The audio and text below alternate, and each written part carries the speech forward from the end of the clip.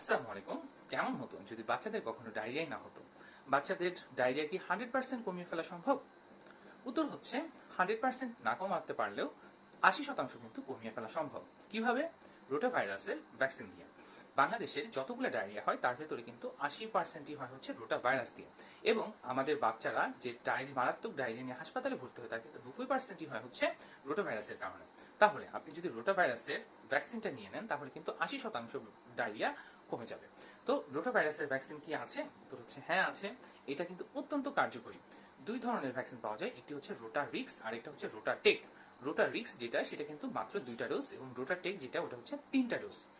এই ডোজগুলো কিন্তু অন্যর মতো ইনজেকশন নিতে হয় না, এটা হচ্ছে মুখে খেতে হয়। আমরা পোলিও যেমন মুখে খাওয়াই তেমনি হচ্ছে রোটা ভাইরাসের ডায়রিয়ার ভ্যাকসিনটাও কিন্তু মুখে খাওয়াতে হয়।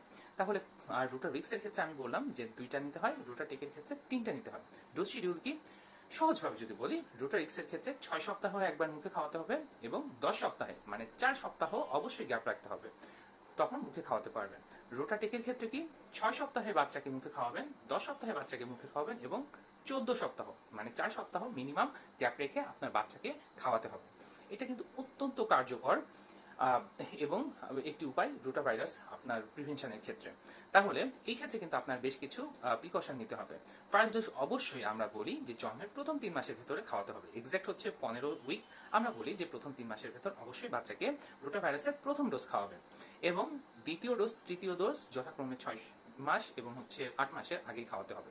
তাহলে আবার যদি সাম আপ করি, বাচ্চাদের ডায়রিয়া সিগনিফিকেন্টলি কমিয়ে আনা সম্ভব।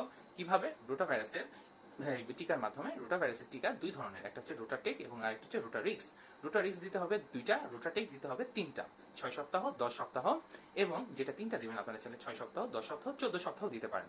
অবশ্যই 4 সপ্তাহের গ্যাপ রাখতে হবে এবং প্রথম ডোজ কিন্তু 3 মাসের আগেই খাওয়ানো শুরু করতে হবে। আপনারা যদি শুধুমাত্র এই সিম্পল জিনিসটা মনে রাখেন এবং বাচ্চাদের আপনারা খাওয়াতে পারেন তাহলে কিন্তু বাচ্চার ডায়রিয়া এবং হসপিটালে অ্যাডমিশন করার খুব ঝুঁকি অনেকটাই কমে যাবে।